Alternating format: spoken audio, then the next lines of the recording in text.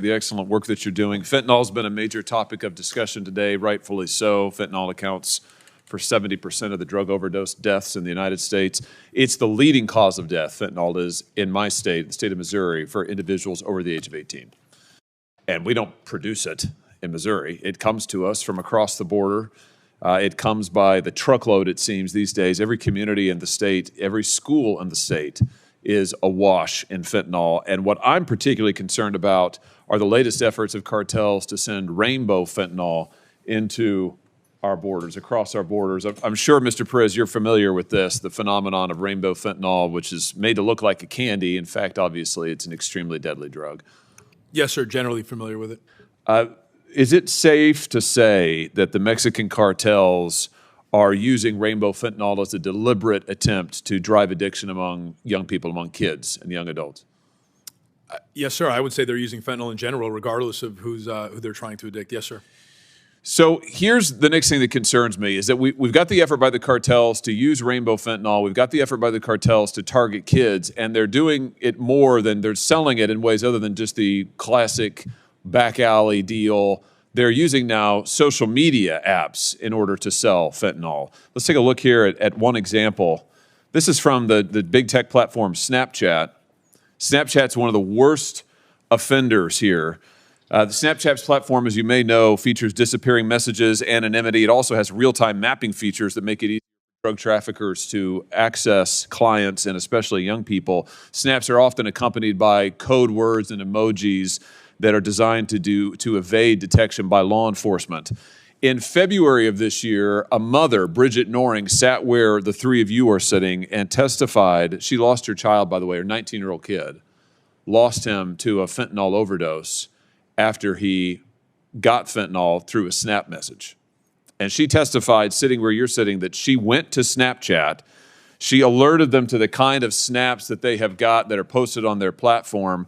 And she testified, here, this is the quote now, the first three things out of their mouth, meaning the Snap CEOs, were, number one, we have no idea this is happening on our platform. Number two, as parents, you should have been monitoring your child better. Charming. Number three, you can't sue us because we're protected under Section 230. Now, my question to the three of you is, wouldn't it be a big help to your efforts and to our efforts as a country to stop the flow of fentanyl and other illegal drugs into this nation and from flowing into the hands of our kids if we shut down these platforms from selling and offering drugs and being a major platform for drug traffickers? Mr. Perez? Yes, sir. I would go back to about accountability from any institution that's facilitating this. I know our efforts through the J-Code, which I mentioned earlier, focusing on darknet and opennet type of trafficking, that's significant. We spend a lot of efforts on those types of cases. Yeah, very good. I'm glad you used the word accountability. I think that's exactly what we need. And right now, I just want to point this out so everybody understands it. Right now, Snapchat and every other big tech platform have exactly zero accountability. Zilch. This is on their platform. It is there constantly. It is there in volume, and there is currently nothing any parent, any victim can do about it. I mean, just refer back to what this mother said the Snap CEO said to her. It's your fault.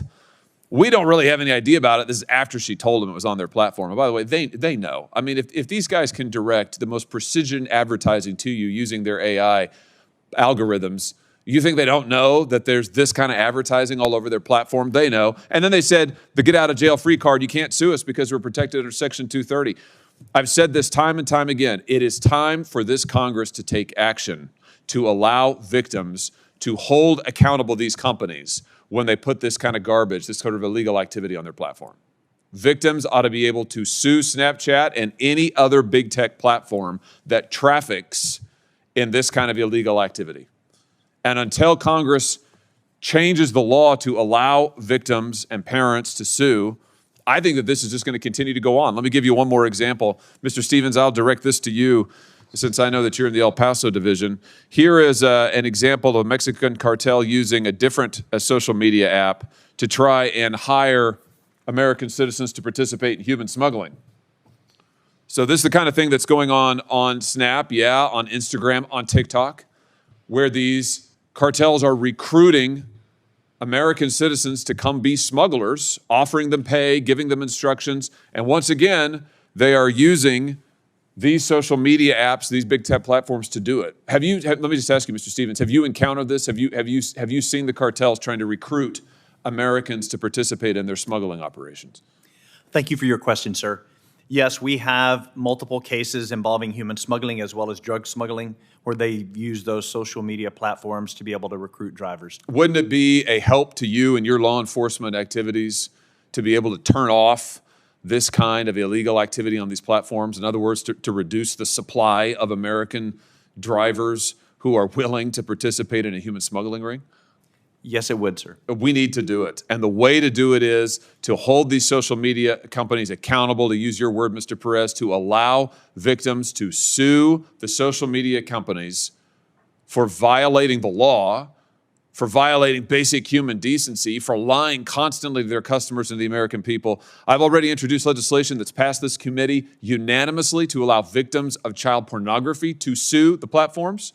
And I can tell you the next step is to allow victims of human trafficking, victims of this kind of illegal trafficking in narcotics to sue the platforms. If we can do that, I think we can begin to make a dent in this tidal wave of fentanyl and other narcotics coming across our border, and I think we can begin to hold these social media companies accountable. Thank you, Mr. Chairman.